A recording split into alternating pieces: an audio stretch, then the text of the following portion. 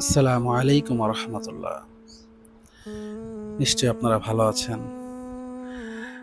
স্ক্রিনে আপনারা একটা ছবি দেখতে পেয়েছেন। ছবিতে নিশ্চয়ই আপনারা খেয়াল করেছেন এক ব্যক্তির একটি কবর এবং কিছু মানুষ সে কবরের সামনে দাঁড়ানো, আর ছবির একেবারে কর্নারে একটা মহিলার অবয়ব লক্ষ্য করা যাচ্ছে।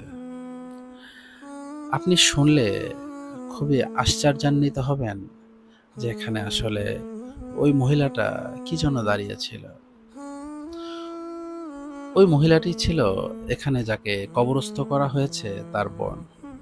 তো যখন জানাজা শেষ হয়ে যায়, ওই লোকটিকে কবরস্থ করা হয়ে যায়, তখন সে মহিলা ওইখানে আসে এবং সে উপস্থিত সকলের সামনে বলতে থাকে, মানে আল্লাহকে বলতে থাকে যে হে আদিল, অর্থাৎ ন্যায়পরায়ণ, হে আহকামুল হাকিমিন, যে হে শাসকদের শাসক, হ্যাঁ, আমি আপনাকে বলছি, আমার এই ভাই যে আজ ৩০টি বছর যাবৎ আমার বাবার সম্পত্তি থেকে আমাকে বঞ্চিত রেখেছে, আপনিও তাকে আপনার রহমত থেকে বঞ্চিত করুন। আপনি কি বিষয়টা ভেবে দেখেছেন? এটা কত বড় মানে একটা দুর্ভাগ্যের বিষয় ওই ব্যক্তির জন্য যে অলরেডি কবরে চলে গেছে। তো বান্দার হক, এটা এটা আল্লাহ তাআলা মাফ করবেন না, এটা আল্লাহ তাআলা আমাদেরকে জানিয়ে দিচ্ছেন। হ্যাঁ, এই ঘটনা আমাদের সামনে একটি উদাহরণ, যাতে আমরা নিজেরাও শুধরে যাই। এটা শুধু মানে একটা ভাইয়ের বোনের হকের ব্যাপারে নয়, বোনদের উপরও ভাইদের হক আছে।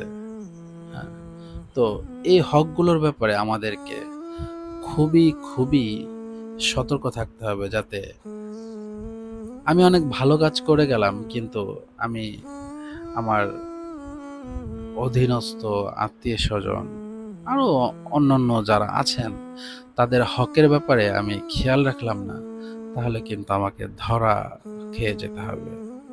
হুজুর সাল্লাল্লাহু আলাইহি সাল্লামের একটা হাদিস থেকে আমরা জানতে পারি যে যারা শহীদ হন, আল্লাহ তাআলার দ্বীনের জন্য যারা শহীদ হন, তাদের রক্ত জমিনে পড়ার পূর্বেই তাদের মানে তারা নিষ্পাপ হয়ে যায়, সমস্ত গুনাহ আল্লাহ তাআলা তাদেরকে ক্ষমা করে দেন।